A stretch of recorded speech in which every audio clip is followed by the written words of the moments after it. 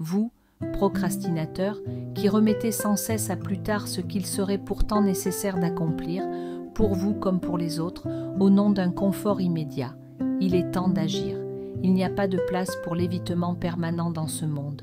Chaque être humain porte une part de responsabilité sur son propre devenir. En repoussant indéfiniment vos actions, vous ne faites que retarder le mouvement naturel de votre évolution. Comment pouvez-vous accepter de stagner ainsi, sans réagir?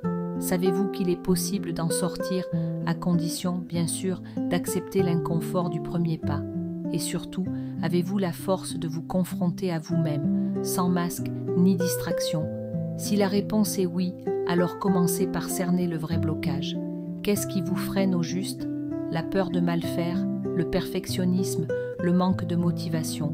Prenez du recul, observez et tentez d'identifier ce qui se joue vraiment en vous. Une fois le cœur du problème mis à nu, ne cherchez pas à tout corriger d'un coup. Commencez par des actions simples, claires, accessibles. Fixez-vous des objectifs concrets, motivants, que vous pourrez atteindre un par un. Et surtout, avancez. Souvenez-vous de cette vérité essentielle. Vous n'avez pas besoin de tout faire aujourd'hui, mais vous devez faire quelque chose. Et quand le fruit de vos efforts commencera à mûrir, vous comprendrez que le temps que vous aviez peur d'affronter était en réalité votre meilleur allié.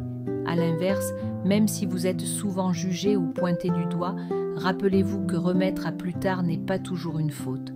Prendre du recul, faire une pause ou différer peut aussi être salutaire, à condition que cela serve une reprise plus lucide. Comme pour tout, c'est l'excès qui devient nuisible, en espérant que votre engagement retrouve bientôt son élan.